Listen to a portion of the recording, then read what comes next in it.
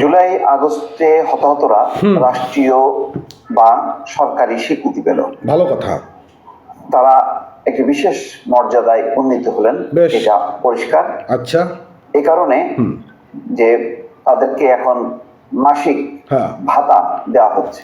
আচ্ছা আচ্ছা, অভ্যুত্থানে গুরুতর আহতরা মাসিক ভাতা পাবেন 20,000 টাকা, আর অঙ্গহানি হয়েছে যাদের তারা পাবেন 15,000 টাকা। আচ্ছা। খবরে বলা হচ্ছে জুলাই আগস্ট অভ্যুত্থানে যারা আহত হয়েছেন তাদেরকে 3টি শ্রেণীতে ক্যাটাগরিতে ভাগ করে সরকারি সুবিধা দেওয়া হবে। আচ্ছা, প্রথম ক্যাটাগরিতে গুরুতর আহত ব্যক্তিদের এককালীন 5 লাখ টাকা এবং প্রতি মাসে 20,000 টাকা করে ভাতা দেওয়া হবে। আচ্ছা, দ্বিতীয় ক্যাটাগরিতে এক অঙ্গহানি হয়েছে এমন অবস্থায় যারা আছেন তাদের এককালীন 3 লাখ টাকা এবং মাসে 15,000 টাকা করে ভাতা দেওয়া হবে। ওকে।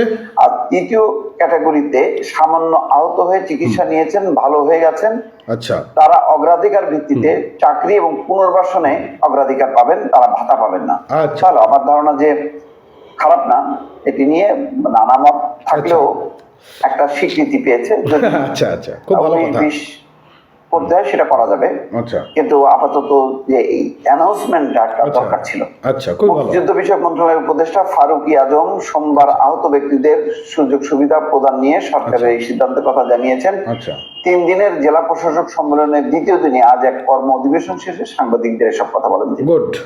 অভ্যুত্থানের শহীদদের প্রতিটি পরিবারকে 30 লাখ টাকা করে দেওয়া হবে বলে সরকারের পক্ষ থেকে আগেই জানানো হয়েছিল। আচ্ছা, ভালো। কিভাবে সেই টাকা দেওয়া হবে তা জানিয়েছেন মুক্তিযুদ্ধ বিষয়ক উপদেষ্টা। আচ্ছা, তিনি বলেছেন, চলতি 2024-25 অর্থ বছরের মধ্যে প্রতিটি শহীদ পরিবারকে 10 লাখ টাকার সঞ্চয়পত্র করে দেওয়া হবে। আচ্ছা, বাকি 20 লাখ টাকার সঞ্চয়পত্র আগামী 2025-26 অর্থ বছরের জুলাইয়ের মধ্যে আচ্ছা, দেওয়া হবে। আচ্ছা, তিনি বলেন, এই 30 লাখ টাকা শুধু শহীদ পরিবারের জন্য, আচ্ছা, শুধু শহীদ পরিবারের জন্য। আচ্ছা, আচ্ছা, উপদেষ্টা ফারুক আজম বলেন, জুলাই অভ্যুত্থানে যারা শহীদ হয়েছেন তারা জুলাই শহীদ নামে খ্যাত হবেন। আচ্ছা, এই নিরিখে তারা সনদ পাবেন, পরিচয়পত্র পাবেন। আচ্ছা। জুলাই অভ্যুত্থানে যারা আহত হয়েছেন তারা জুলাই যোদ্ধা নামে অভিহিত হবেন। ও আচ্ছা আচ্ছা, তারা এই নিরিখে পরিচয়পত্র পাবেন, সরকারি সুবিধা পাবেন, তারা আজীবন এই সুবিধা পাবেন, ভাতাও পাবেন। আচ্ছা, খুব সুন্দর। জুলাই অধিদপ্তরের কার্যক্রম কবে থেকে শুরু হতে পারে এমন প্রশ্নের উত্তরে উপদেষ্টা বলেন, আচ্ছা,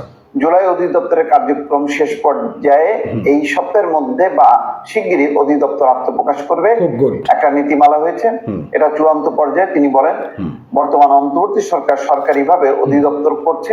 আগামী নির্বাচনে যারা নির্বাচিত হয়ে আসবেন তারা জুলাই অভ্যুত্থানের চেতনা নিয়ে আসবেন। আচ্ছা, আশা করছি তারা এই ধারা অব্যাহত রাখবেন। Good. দেখ, আপাতত এটা একটা খুবই ভালো সিদ্ধান্ত হয়েছে, অন্তত স্বীকৃতি পেল। যারা আহত হয়েছে তারা, তাদের উপরে অনেক পরিবার নির্ভরশীল ছিল, অথবা এই মানুষগুলো একসময় হয়তো তাদের উপর ভর করে পরিবার চলতো, এখন অন্তত কিছুটা একটা তারা নিরাপত্তা পেলেন কথা আছে এবং তারা একটা স্বীকৃতি পেলেন, এবং এই আর্থিক সহায়তাটা নিঃসন্দেহে তাদের পরিবার উপকৃত হবে। দর্শক ভালো থাকবেন, আল্লাহ হাফেজ। আল্লাহ হাফেজ। ঠিক আছে, আমার কাছে অনেক চমৎকার লেগেছে। এখানে আমার দুটো কোটেশন রয়েছে। সেটা হচ্ছে, প্রথমত 71-এর মুক্তিযোদ্ধারা যখন তারা ভাতা পাচ্ছিল তখন বিভিন্ন জায়গা থেকে ক্রিটিসাইজ করছিল, তো এখন এখানে কিন্তু আর ক্রিটিসাইজ নেই, এরাও পাক, ঠিক আছে।